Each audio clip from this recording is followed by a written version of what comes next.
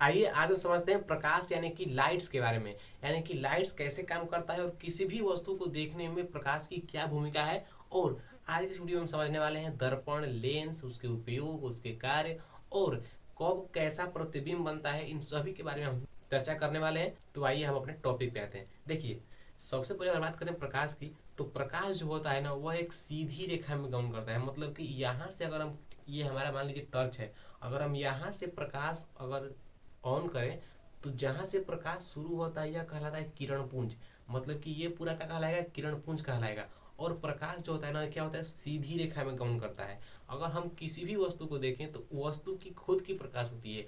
हम अपनी आंखों की मदद से किसी वस्तु को देखते तो हैं, लेकिन प्रकाश की सहायता से किसी वस्तु को देखते हैं। क्योंकि किसी भी वस्तु की खुद की प्रकाश जो जब हमारी आंखों पे पड़ता है तब हम इस वस्तु को देख पाते हैं। अगर एक बात बताइए, अगर हम पूरा लाइट सब अगर ऑफ कर दें तो आपको ना हम दिखेंगे और ना ये हमारा कपड़ा, ना ये वेंस, ना ये व्हाइट बोर्ड, कुछ नहीं दिखेगा। मतलब कि पूरा अंधेरा हो जाएगा। यानी कि सबसे पहले प्रकाश वस्तु पे पड़ रही है और वस्तु पे पड़ने के बाद वही प्रकाश यानी कि परावर्तन होकर के हमारी आंखों पे पड़ रही है, तब जाकर के हम किसी न किसी वस्तु को देखते हैं।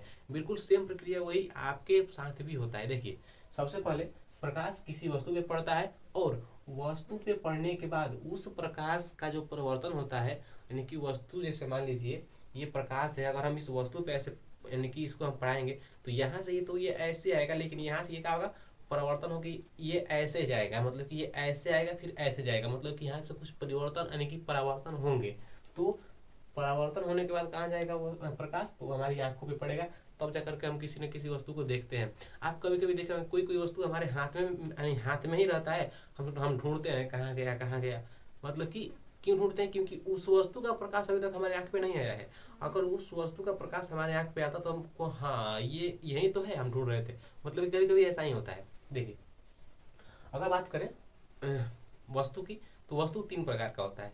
एक वस्तु होता है जिससे कि पूरा प्रकाश पार कर जाए, मतलब कि पारदर्शी वस्तु, जैसे शीशा हो गया। शीशा में अगर आप लोग प्रकाश ऐसे दीजिएगा ऐसे तो पूरा पार कर जाएगा प्रकाश। मतलब कि अगर हम लोग यहाँ से ऐसे प्रकाश इसको देंगे तो क्या हो जाएगा, तो प्रकाश पूरा पार हो जाएगा। यानी कि ये एक पारदर्शी वस्तु होता है जिससे कि प्रकाश का हो जाए, पूरा पार हो जाए। ठीक। अगला होता है हमारा अपारदर्शी वस्तु, मतलब कि जिससे प्रकाश पार ही ना हो। जैसे एक ईंटा, आप लोग एक ईंटा को ऐसे पकड़ लीजिए और वहां से ऐसे प्रकाश जैसे लाइट दीजिए तो ईंटा के पिछला वाला भाग ना प्रकाशमय नहीं होगा, क्योंकि यहाँ तो ये अपारदर्शी है, इससे प्रकाश पार होता ही नहीं है, तो कैसे होगा, नहीं होगा। ठीक। और एक होता है पारभासी, मतलब कि अर्ध पारदर्शी। एक झिल्ली, प्याज की झील यानी कि प्याज की झिल्ली के टाइप का होता है वस्तु ना, जैसे कपड़ा पर्दा हो गया, वहां से प्रकाश पार भी होता है लेकिन पूरा पार नहीं होता है, यानी कि अर्ध पारागम यानी कि कुछ पार उसमें से होते हैं। ठीक। अब देखिए, प्रकाश जितना क्षैतिज होगा, हमारी जो छाया है यानी कि हमारी जो परछाई है वह उतना ही लंबा बनेगा। और प्रकाश जितना नजदीक होगा यानी कि जितना सीधा होगा, हमारा जो छाया है, परछाई है, वो बहुत ही छोटा बनेगा। जैसे सपोज दैट सुबह सुबह क्या होता है कि सूर्य का प्रकाश हमारे शरीर से क्या होता है, तो क्षैतिज होता है, मतलब कि ऐसे तिरछा होता है, तभी तो सुबह में बहुत लंबा बनता है हमारा परछाई। और शाम में भी क्या होता है, तो पूरा क्षैतिज होता है, शाम में भी हमारी परछाई क्या होती है, लंबी बनती है। लेकिन दोपहर के समय में ना सूर्य यानी कि हमारे सर के ऊपर रहते हैं, तो सूर्य जब ऊपर रहता है तो परछाई क्या बनती है, तो छोटा बनता है कि नंग यानी कि बहुत ही छोटा बनता है। यानी कि आप लोग समझ सकते हैं कितना छोटा बनता होगा। ठीक। आप लोग उतना ही ऐसे तेज है।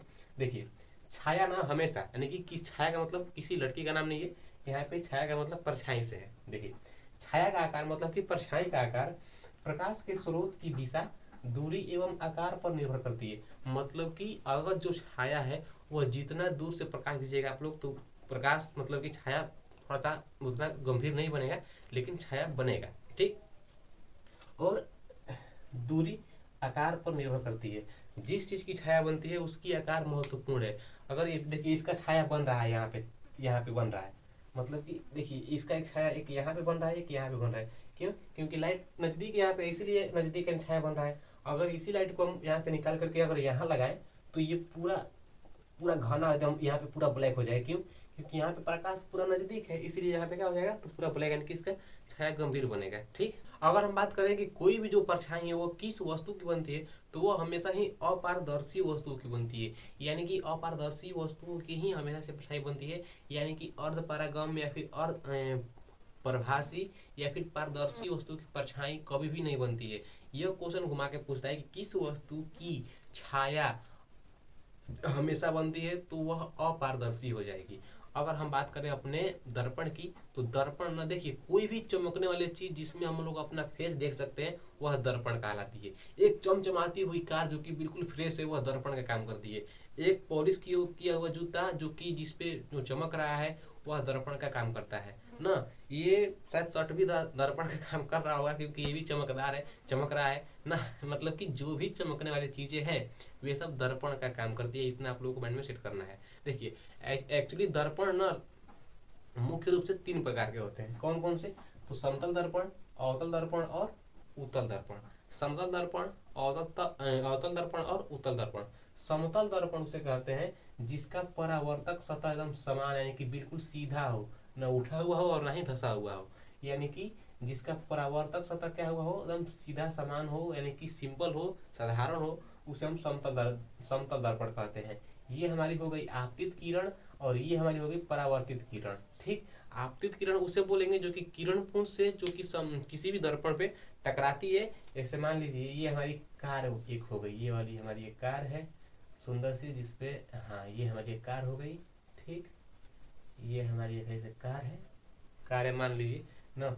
अगर यहाँ से सूर्य का प्रकाश इस पे ऐसे पड़ रहा है, ऐसे तो पड़ेगा तो ये चमकेगा ऐसे। तो ये जब जब सूर्य का प्रकाश यहाँ पे जब आ रहा है तो ये हमारी आपतित किरण हो गई। ठीक, अब जब टकरा के जब जाएगी तो क्या होगी? परावर्तित किरण होगी। तो बिल्कुल यही सिंपल तो यहाँ पे हुआ है।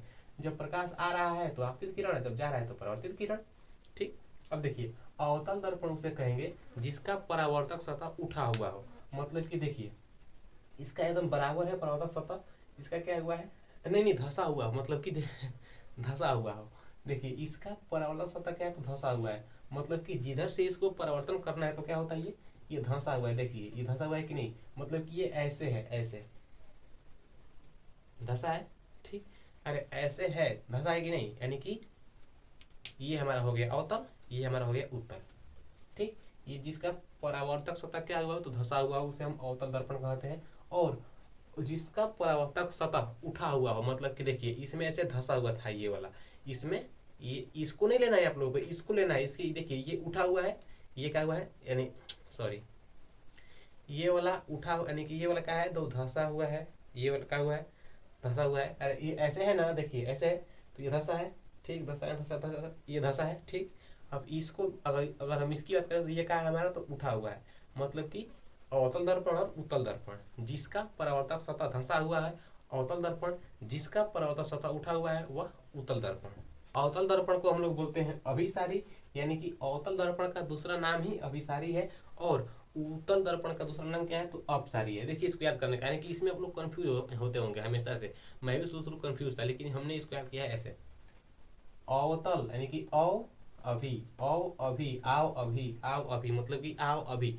आओ अभी किसी लड़के का नाम है। आओ अभी आओ अभी आओ अभी, यानी कि आओ मतलब अवतल, अभी मतलब अभिसारी। ठीक, इसी इन्हीं याद हो जाएगा। अब इसको याद कीजिए।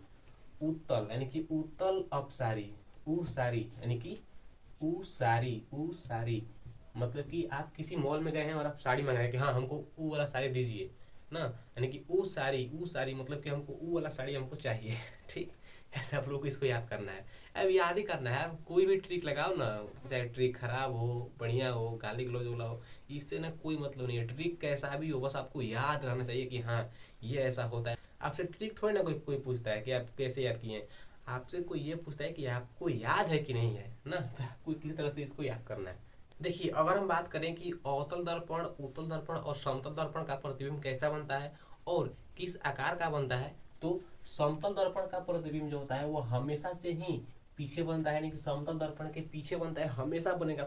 समतल दर्पण का प्रतिबिंब उसके पीछे बनता है। ठीक, और अगर बात करें कि सीधा बनता है कि उल्टा बनता है, तो हमेशा क्या बनता है? तो सीधा बनता है। और समान साइज का बनता है, मतलब कि बराबर बनता है, ना छोटा और ना बड़ा। लेकिन हमेशा कहाँ बनेगा? पीछे बनेगा। और हमेशा क्या बनेगा? तो सीधा बनेगा। ठीक, अगर बात करें हम लोग अवतल दर्पण की, तो अवतल दर्पण का प्रतिबिंब क्या होता है? तो कभी कभी वास्तविक भी बनता है और कभी कभी काल्पनिक भी बनता है।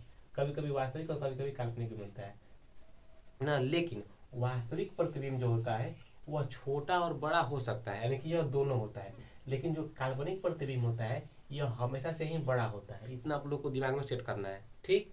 अगर बात करें उत्तल दर्पण की, तो उत्तल दर्पण का प्रतिबिंब हमेशा से ही क्या बनता है, तो छोटा बनता है। यानी कि उत्तल दर्पण का प्रतिबिंब हमेशा से ही कैसा बनेगा, तो छोटा बनेगा, और हमेशा कैसा बनेगा, तो सीधा बनेगा, ठीक। और अवतल दर्पण का प्रतिबिंब दोनों बनता है, लेकिन काल्पनिक प्रतिबिंब कैसा बनता है, तो हमेशा कैसा बनेगा, बड़ा। अब हम जानते हैं लेंस के बारे में, ठीक। देखिए अगर बात करें लेंस की, तो उत्तल लेंस जो होता है ना, वो हमेशा ही कैसा बनाता है प्रतिबिंब अपना, तो वास्तविक बनाएगा लेकिन उल्टा बनाएगा, वास्तविक बनाएगा और उल्टा बनाएगा। कौन सा लेंस, तो उत्तल लेंस। और उत्तल लेंस को हम लोग बोलते हैं आवर्धक लेंस। क्या बोलते हैं, आवर्धक लेंस, ठीक। और अवतल लेंस की अगर बात करें, तो अवतल लेंस ना हमेशा ही कैसा प्रतिबिंब बनाएगा, तो सीधा बनाएगा, यानी कि सदैव सीधा प्रतिबिंब बनाता है अवतल लेंस। और साइज में क्या बनाता है, तो छोटा बनाता है, ठीक है।